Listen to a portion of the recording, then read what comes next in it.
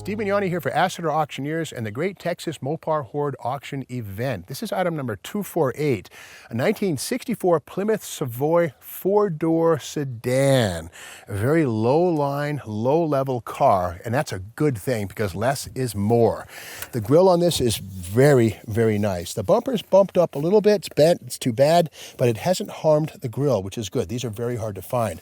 The headlight surrounds are also in really nice condition, as is the trim on the front of the hood where it says Plymouth.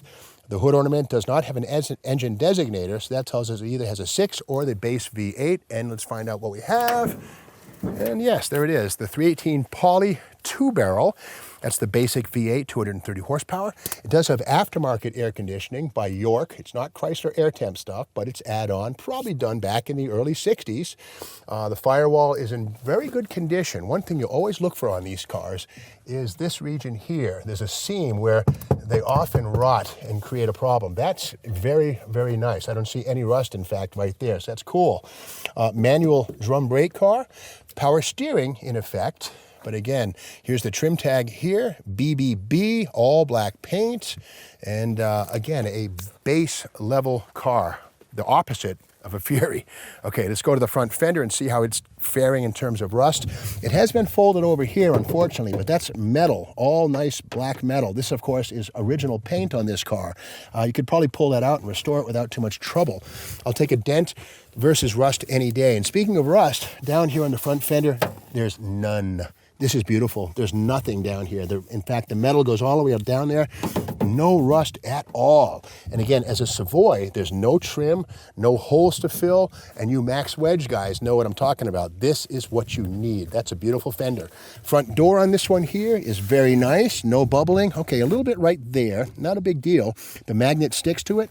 No problem. So that's not putty. That's first gen rust. In other words, it's not somebody hiding anything.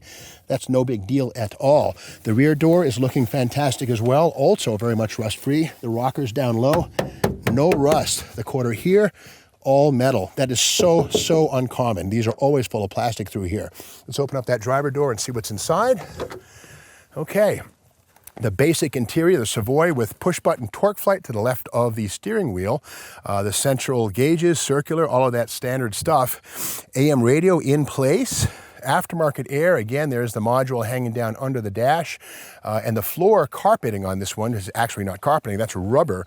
And that is, again, basic Savoy stuff, the rubber floor mat. The back door, I don't know if it opens. No, it does not. Okay. But again, just beautiful black paint on this thing. I mean, it's an original black paint car. A bit of a dent here coming down into that area. But again, this is all metal. That's a dent, not rust. No problems there.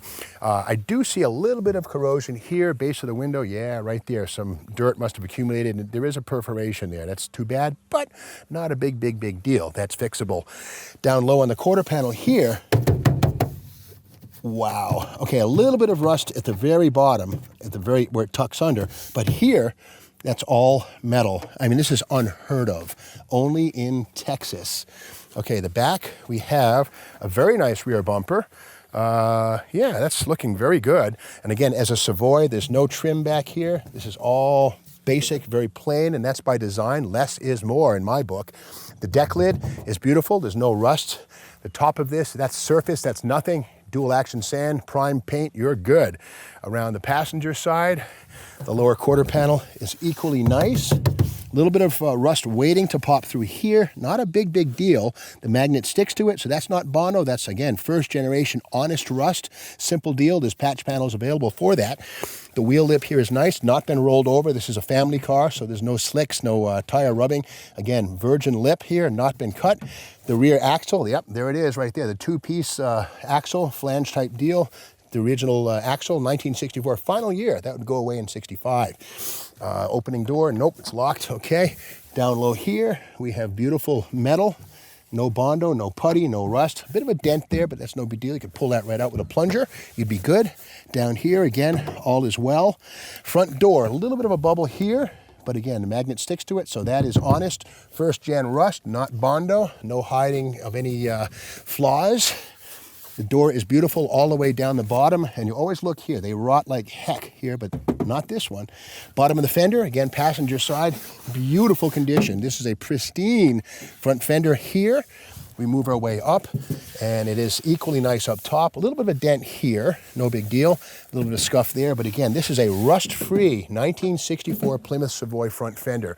And again, the beauty of the Savoy is that unlike the Belvedere and the Fury, where they have all this gingerbread and trim with holes that you have to fill in, this Savoy is unmarked metal. So this is item number 248. A 1964 Plymouth Savoy four-door. And what could happen with this is either a restoration back to its plain Jane family car status, or some guys will actually take these and convert them into two-door posts and build super stock clones out of them, either Max Wedge or Race Hemi. Some guys might even alter the wheelbase and turn this into a funny car. So again, the supply of two-door posts has dried up, so a lot of people are taking these four-doors and converting them into two-doors. This one is ripe for that operation. Bid away.